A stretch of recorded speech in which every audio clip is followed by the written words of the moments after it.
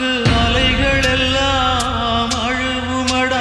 அந்த பண்ணக்காட்டுக்கு சொல்லிவிடாதே, அந்த பசுக்கள் எல்லாம் கதறுமடா.